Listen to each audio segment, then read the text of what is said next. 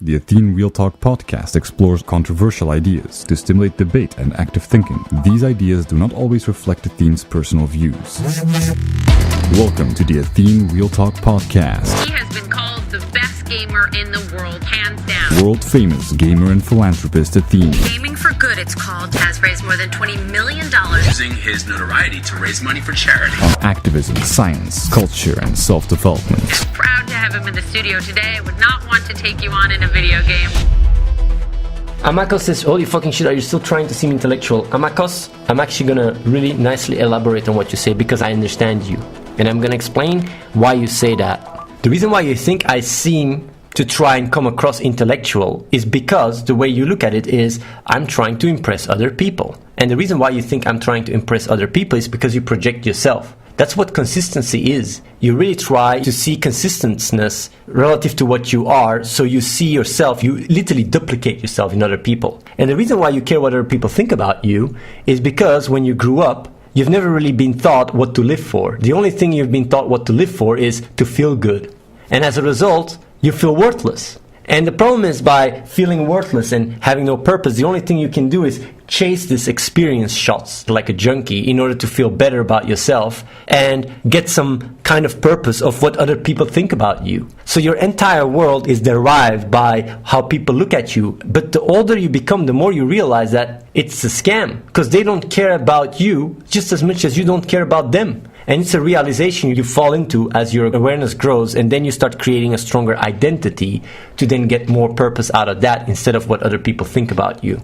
It always boils down to this feeling worthless and having nothing to live for. So when you then look at me, you really go like, but this fucker just keeps rambling and rambling. He really just cares to come across like an intelligent guy, but that's not true. My intentions are not the ones that are driven because I have nothing to live for and I try to just impress other people. My intentions are driven by doing the right thing. And the right thing is also something you have. When you grew up and you were a kid, there was also things you wanted to do that you felt right, whether it was a superhero or changing the world or whatever. But as you grew up, society really slapped you in the face over and over again and conditioned you to start believing that it's not about doing the right thing, but about all these empty things like success and fame and whatever. And that's why you almost have a hard time even realizing there is something else. But I can tell you, it's inside you as well. And that's why I'm having this conversation, because you got to ask yourself this question. If I could, instead of having all these intellectual talks or wannabe or pseudo whatever talks, I could squeeze you guys for $100,000 a month, which I have done already 2 months, February last year and August last year. Why would I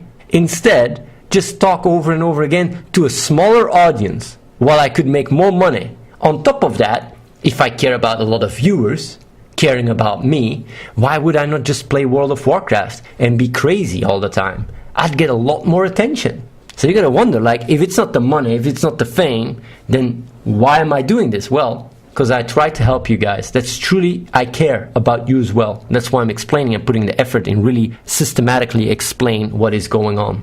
And the reason why that is on a fundamental level, you've been taught to value feeling good. And that's your navigation. You always try to feel good. It's like heroin addicts try to always get a shot. In a sense, we are experience junkies in this society. But that's not what we're designed to do. We're designed to do what's right, to move, evolve as a superorganism, to care about each other. Sounds really almost Chinese and almost crazy to say that, but it is what it is, you know. Funnily enough, if you let that go, you'd be more happy, more fulfilled, and you won't even need the validation of others. You won't even care about identity either, because you'd have something that gives you a reason to live for, and it is doing what's right based on what has the biggest impact. Looking at logic, reason, and science, which is, if you think about it, finding like-minded people, organize yourself, and spread this awareness. And that's why I'm doing what I'm doing right now. But of course, even if you can emotionally relate to what I all said, there is still a barrier. And that is, you don't want to change. Change is something the brain doesn't want. The brain is actually a very lazy organ. And you can actually overcome that by practicing meditation, by really like detaching. And one of the most effective ways of doing that is practicing death. Really meditating as if you would be dead, because then you really detach yourself from all these things you've been learned and conditioned to believe in, and it really is very liberating even though it might sound scary, and then the leap to doing what you believe is right, not me, but what you believe is right, becomes much smaller and really allows you to achieve so much. Dead Blading says, I really like the kind of what you're going about everything, not because it makes me feel better, but because it sees producing better results. But that's what reality is about. It's about results.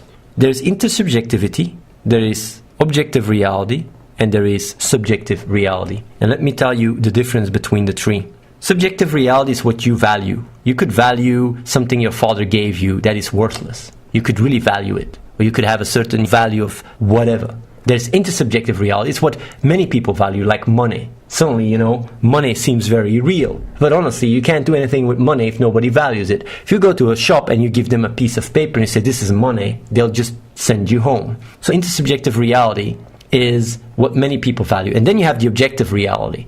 It is what we are subject to, independent of what you feel like or what you value or what everybody likes, like gravity. If we tomorrow all decide, hey, we don't care about gravity, it won't turn gravity off. And the reason why I'm explaining this definition is because it really allows you to calibrate yourself really properly to value what is real to what isn't real. And a lot of people have the tendency to really think that the intersubjectivity is the objective reality. But it is not. It's not because everybody values money that suddenly money becomes real. No, money is still just in our minds. Just like the US, America. What is America? It's just an ID. America, Apple, companies, nations, all these things are merely IDs or constructs of the mind. And what is very important to understand is that if you don't make that distinction, you can really lose yourself in valuing certain things that will really fuck you up quite a bit. Most of you guys really let your reality be dictated by the intersubjectivity. You go to school because your parents and your friends and your family tells it's important, right? You go make a job, make money because your parents, your friends, and everybody around you tells it's important, right? But the funny thing is, if you let your reality and your life decide by the objective reality instead, then you don't care so much about what your family, parents, and everybody else says. You care about reality itself. And that's why on a fundamental level, if you care about the feedback loop, which is experience, rather than the reality, which brings about experience, you're in for a very, very bad day. The reality is telling us that most of what you guys are studying in university will be worthless. There's actually very big CEOs from very big companies warning us, saying like, man, we're going to lose jobs. So many jobs that you guys are learning for in like 10 years, 15 years. Computers would have taken it over. And they're warning us. Yet, even though that's a reality, since it's not translated into subjectivity, in the echo of what many people value, you think it's not real. You just go about life. Same with climate change. In order for a certain reality to get over and absorbed by the intersubjectivity has to experience it. That's the problem. That's why we keep making the same mistakes over and over again. Because we have to experience it in order to realize it. But that's absurd. Because the reason why you go about it that way, the reason why you first have to experience it, is because you value experience above logic. And that's the beauty. The moment you switch it around, you don't need to experience war or whatever in order to know that it's a bad idea.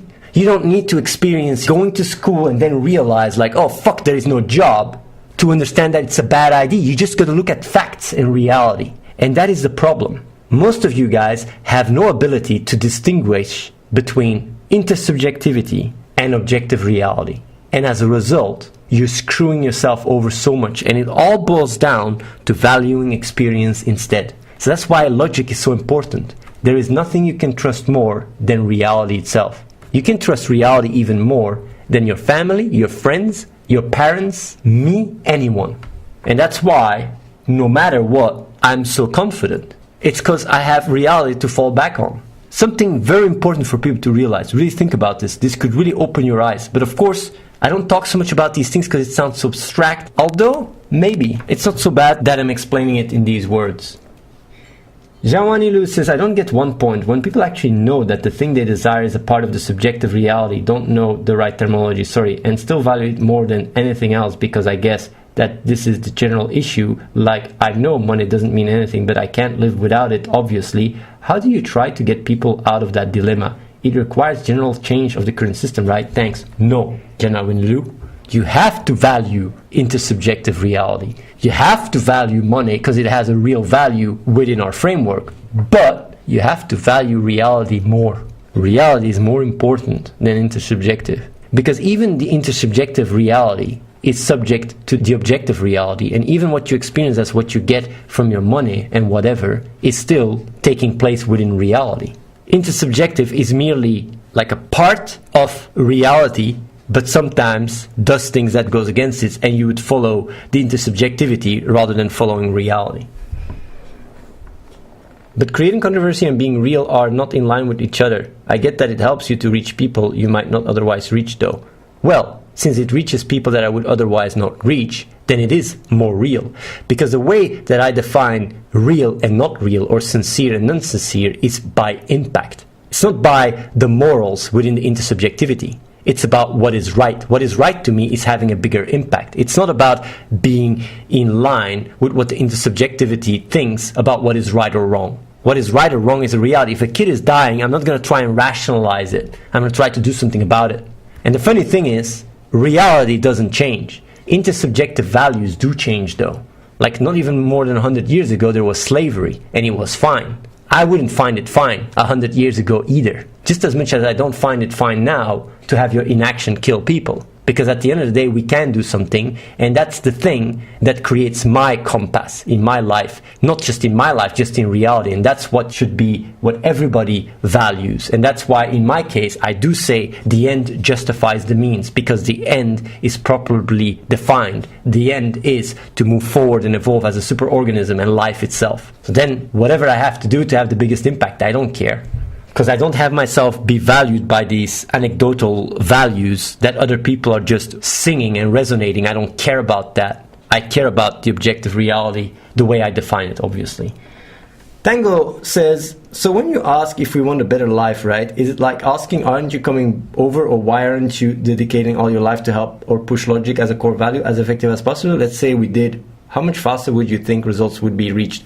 No, when I ask, it is not so much even about, because spreading it or coming over here are just symptoms or side effects. And they're not even clearly defined. Maybe you adopt logic on a fundamental level and you don't come over because you think there's a bigger way of having a bigger impact the way you go about it.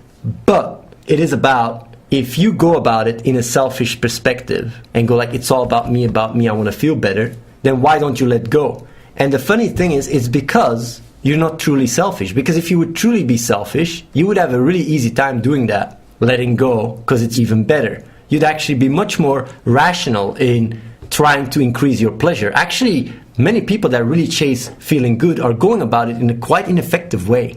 It's much easier to really maximize feeling good than how most people go about it. So it's not even about feeling good. It's just how they grew up and what they think is what they're designed to do based on how they grew up and how they got conditioned. But it's not about that. And that's where it then falls back on, is like, even if you realize, but wait, that's true what Athene is saying. You watch the real talks, you watch the things, you go like, this chasing to feel good is really causing my misery. Even if you're depressed. I even talked to someone that was depressed, and it almost came true, like he didn't even mind. He understood what I was saying. Because on a fundamental level, you still don't want to change. So it's not even about feeling good. It's about just how you've been wired. It's quite fascinating, right? It's just how you've been wired, and you don't want to change. You are what you are, and that's it. And that's why going through these meditations of death and stuff allow you to get rid of these attachments. You start gaining control. It's liberating. Because right now you're literally just stuck. You're a plate that got stuck. And even if I tell you like, but what you're chasing, you're not even really chasing it. You just keep doing it. It's quite fascinating, eh? Then you can almost think like, where is really your free will? Even though I pinpoint like, hey, what you guys are chasing, you can do it way better. You still keep doing it just because you don't want to change. You're just stuck the way you go about life. And that's why these meditations help you. Wanted says, Athene, I'm currently going about life without a goal. Will clicking help me find one? Wanted, I'm going to give you a very elaborate answer to that question. Almost everybody is going through life without a goal. And you might say, that's not true. I want to feel good. My goal is to feel good. That's not really a goal. It's like a state you want to be in. It doesn't have direction. It's a symptom. It's a side effect. And people that grow up and start realizing that through experience, because that's how you calibrate yourself, through experience rather than through logic, if that's what you value. If you value experience, then you calibrate your life through experience. If you value logic, you calibrate your life through logic on a fundamental level. The reason why you don't feel like you have a goal in life is because you try to chase this experience and you figured out that this nice deal that has been offered to you by society and to your conditioning, like, hey, you chase your happiness and you will be happy. You buy all this shit, you will be happy. You figured out that it doesn't work. It makes you feel empty. And honestly, I can't blame you. I can't blame you because it doesn't work. So you really feel like you have nothing to live for. The reason why you feel like you have nothing to live for is because you've never been taught what to live for. And then you say like, yeah, but would clicking help me find something to live for? What is clicking? Clicking is merely, rather than valuing this empty illusionary chase of feeling good, which is actually the cause of all your misery, is to value doing the right thing instead. And your inner child knows what the right thing is. It wants it. When you were a kid, you wanted to change the world. You wanted to be a superhero. Doing the right thing every single time you do so will give an additional reason what to live for, an additional goal to live for. But the problem is, what is doing the right thing? Because obviously you've never learned what the right thing is to do, right? So what is the right thing? Because you want to do the right thing. Okay, I want to do the right thing. I value it. What now? It's not based on what feels right, but what is right. And what is the difference between what feels right and what is right? What feels right boils down to an experience that you feel. What is right boils down to the actual impact on the reality, the change you actually practically achieve through your actions. Doing what's right is about having the biggest impact. How do you achieve having the biggest impact? Is by valuing empirical evidence. You see the impact, you base yourself on your actions, you base yourself on that information, you adapt, you improve. It's like science. You have a scientific mind. You go about it logically. So clicking, when I say you value logic, actually boils down to doing the right thing. But you could say like, yeah, but why would doing the right thing and helping the world be the most logical thing? Because that doesn't make sense. Because logic has no direction, right? Logic, it's cold, empty, blunt. No, that's not true. Because being logical always requires a reference frame. Relative to what? Relative to what you are. And it always boils down to be consistent. Logic merely is consistency. It's basically not contradicting what you are. So if you go about life and you say, I have to kill everybody, I have to kill myself, you're contradicting your own existence at that point. Because by doing so, not only will humanity cease to exist, but your existence wouldn't have been taken place to begin with. Doing what is logical automatically means taking care of other people and trying to move forward as a species. It's not even about yourself, because you're just as much as a cell in your body. It's not about the cells in your body, it's about bigger than the cells, just about you. It's logical to realize that it's bigger than you. It's about life itself, moving forward, evolving. Adopting logic, or doing the right thing for people that have a harder time to relate to logic, and value that on a fundamental level, will give you a goal, will give you meaning, because it will give you something to live for, because it's not just fluff, it's not just a lie, it's real. And funnily enough, when you hear these things, it does hit home. There is a part in you, that inner child, that gets it. And that's also why when you look at a child, you see yourself, in a sense. You say they're innocent. Why are they innocent? Because they haven't been poisoned yet with shitty intentions. Your intentions become pure because the self doesn't become part of the equation, and you will be flooded by purpose. Not because the purpose was never there, but just because you've been put on the right track of what you're designed to do. That's the problem. Social conditioning in society doesn't really give any purpose. It blocks your real purpose. It clouds your real purpose, because it was there all along. So yeah, if you manage to click, you will feel way better, because feeling good is merely a symptom, but you will also have a really strong purpose. And I also want to say something else, like helping other people. It seems like becoming a father or a mother. Like, why does it give you so much purpose? Why does family give you purpose? It's because it's not about you. It's really hard to find purpose in your own experience because there isn't. Subscribe to youtube.com/AtheneWins. Watch the live stream at twitch.tv/AtheneLive and follow The Real Athene on Snapchat.